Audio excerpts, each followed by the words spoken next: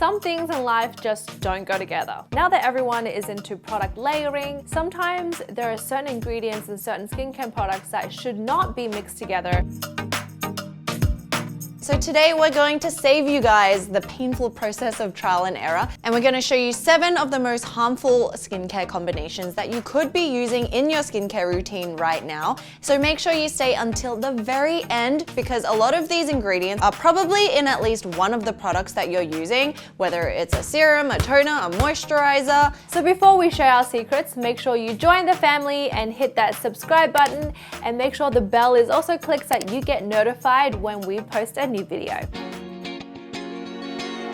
This is probably one of the biggest mistakes people make. There are 2 main types of exfoliants on the market. There are the physical and the chemical. Now, physical exfoliators can include like loofahs, granules, exfoliators. You have sonic brushes like these, anything with texture on it that basically wipes away or physically taking away dead skin cells. And of course, there are also the chemical exfoliants such as things with glycolic acid, AHAs, BHAs, chemical peels, and microdermabrasions and things like that as well. Exfoliants aren't bad. They're actually great because without exfoliating your skin, you're not allowing your skin to absorb the nutrients that you put on afterwards. A lot of people think that because I have dry skin, I don't need to exfoliate. You're actually wrong. You need to exfoliate no matter what skin type you are, because our skin renewal is 28 days and we're producing new skin every day. If you don't remove the old layer, the new skin's not gonna come up right. When exfoliant turns bad is when you press too hard on the skin, especially with exfoliants that have irregular points or shapes like things with apricot seeds or walnut shells. When you press too hard on the skin, it can actually cause microscopic tears, as well as it breaks away or brushes away healthy skin cells, so you're actually doing more damage than good. Now, there is a tip from a Korean show that I watched back then where if you have a very intense or abrasive product, in order to control the amount of force that you use on your skin, use your pinky finger to massages, because that way you can control the amount of force and you're not breaking the skin as much. If I know that I'm wearing makeup, I will exfoliate my face every day, but I do not use both of them at the same time. If I was using this one, then I won't be using the brush. So you either choose one or the other. Do not use them together because you then can risk over exfoliating your skin. So if you've suffered with acne, you probably have a lot of different acne medicated products, and that includes salicylic acid, benzoyl peroxide, and those are the 2 most popular ingredients to deal with acne. And then if you have chemical exfoliants like AHA or BHA, those really help to fight acne as well. For example, I use this Murad Blemish clearing solution. This is actually a really gentle lightweight moisturizer, and it is medicated with benzoyl peroxide. One time I used either the Drunk Elephant or this Luminosity Mandelic Maven serum, which is another type of AHA, and then I used this one, and then I finished it off with the benzoyl peroxide acne treatment from La Roche-Posay. And when I put those all together, my skin was like on fire! This is when you know that you've done something wrong. At first it was just kind of tingling and I was like, oh, this might just be, you know, normal, but it continued to tingle and then my eyes started tearing, and then I still thought for whatever reason that this was like part of the process, and I woke up the next morning and my whole face was like red and all these little tiny bumps because it was like every single pore of my skin had been irritated. So what do we do then? The best thing is to use them on different days. So use benzoyl peroxide on one day, use your AHA or BHA on another day, and just alternate the use, and that way it'll also help your skin build up the tolerance to actually absorb these ingredients instead of being irritated. Vitamin C. So vitamin C products are usually for brightening, for minimizing imperfections like uneven skin tone, hyperpigmentation, and reducing the appearance of scars. You see them a lot in like daytime moisturizers or serums, like the Drunk Elephant C Firma Day Serum or the Sunday Riley CEO Cream, as well as the Clinique Vitamin C Booster. So what can't you use or what shouldn't you use with vitamin C? You want to stay away from using products with vitamin C with products with AHA, BHA. Like a really popular product that includes both of these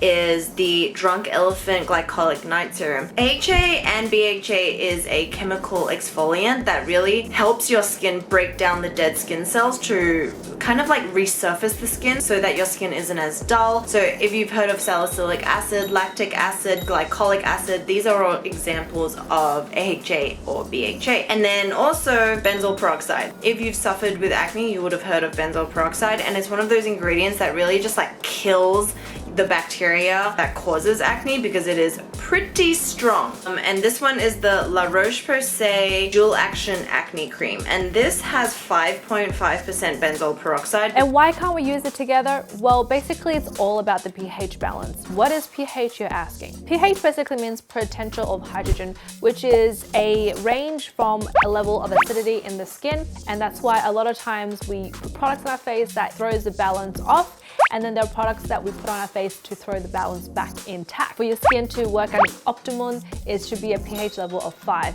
Why is this such an important thing? Because when you apply 2 different types of chemicals onto skin, it can throw off the pH balance and it can do more damage than good. Why are we giving you this mini lesson about pH? Because it's actually very important in terms of vitamin C. So products with vitamin C are as low as 3 on the scale, which means it's quite effective on the skin. But when you throw in AHAs and BHAs and glycolic acids, it can throw off the pH, and basically it affects the effectiveness of the vitamin C. Ultimately, you're pretty much doing nothing to the skin. You don't want to be spending all this money and all this time putting all these beautiful products on your face but not getting the full potential. So you might be asking, what does vitamin C work with? You can definitely use vitamin E and vitamin C together. They work hand in hand and they're great for nourishing the skin, protecting the skin, as well as brightening the skin at the same time. Okay, so face oil and hyaluronic acid. So it's not that you can't use these combinations together, it's more about the order that you use it in. So have you ever asked, what order should I actually be applying my skincare products? So to explain it really simply, you want to go from the lightest consistency to the heaviest consistency. So that means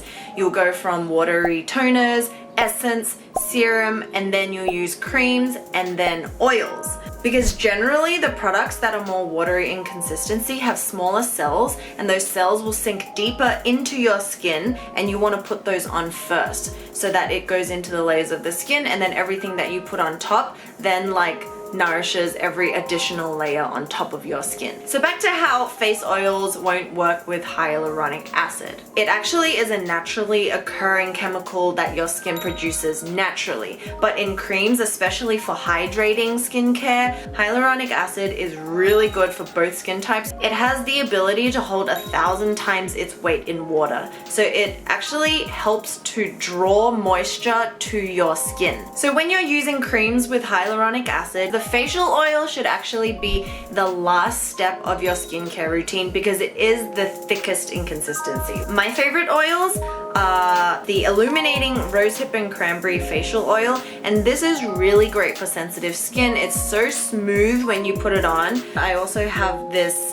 Sunday Riley UFO Ultra Clarifying Face Oil. So I use this when I'm breaking out because it does have salicylic acid in it, and it really helps to just like decongest the pores. So I use this facial oil when I have good skin days, and then this one when I am breaking out a little anywhere. What happens if you put facial oil on and then a moisturizer is that your skin is actually blocked by the face oil, and then everything that you put on top of it can't sink deeper into the layers of the skin that actually need a lot of hydration. So when you put an oil on, it just stays on top of the skin. Also, hyaluronic acids work really well with retinols, and retinol it promotes your skin to regenerate faster. Benzoyl peroxide and retinols, both are 2 of my favorite ingredients because they both do amazing things. Benzoyl peroxide is an acne staple, although it's something that is very powerful and very strong,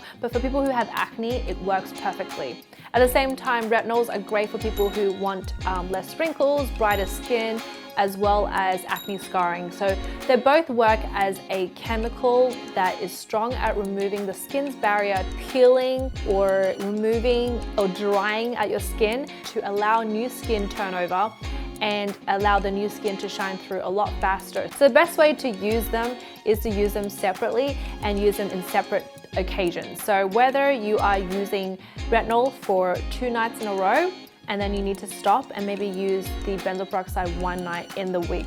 And in between those, make sure you have another moisturizer that just hydrates the skin. Okay, so basically I use this benzoyl peroxide 5% acne concentrate lotion by Obagi, and this is a very high concentration of benzoyl peroxide. So I used to use this all over my face when I had bad acne breakouts, but nowadays it will burn my face off. So I use this as a spot treatment for places where I'm having acne breakouts, but I definitely would not use it at the same time as the retinol. This is the Intensive Clarity Treatment, 0.5% pure retinol night. I definitely only use this once to twice a week, no more than that. Same thing with the retinol, you might want to turn up the retinol percentage for nighttime. My 0.5 is enough for me right now, but I know in a couple of years time I might need a 1% or a 2%. So it really depends on how your skin condition goes. So in conclusion, 5 main things to remember. Look for products with hyaluronic acid, like moisturizers especially, because they're really good in holding moisture in your skin, and it's a really sensitive ingredient, so it works for all skin types. Remember that you want to start with the most watery consistency and build your way up to the thickest consistency. So basically that's toner, essence or serum, moisturizer or cream, and then at night if you want to use a facial oil, seal it with a facial oil. 3, make sure you're only using one exfoliant or chemical exfoliant at a time, because when you start mixing different acids, that's when it becomes a little bit scary. Next thing is, if you ever feel any sort of tingling or pain or any sort of like irritation on your skin, just wash it off. Sometimes you put on products and it stings for a little bit and it goes away. I'm not talking about that because that's completely fine. But when the tingling or the irritation or the stinging is prolonged and it just keeps feeling like really strange, wash it off. And then 5th and last tip is always remember to wear a sunscreen. Whether you have oily skin or not, there's different types of sunscreen that don't clog your pores, and you want to look for ones that are non-comedogenic, and that will help you from breaking out. So I hope you guys enjoyed that video. I know it was a little bit of a struggle to, you know, get through the chemistry part of it, but it's really important when you're looking at different types of skincare that you know what you're putting on your face and how it works together with other products that you have. That's what we're here for, so we hope you find this video somewhat helpful. If you have any other questions, leave your comments down below, and thank you guys for watching, and we will see you in our next video. Bye!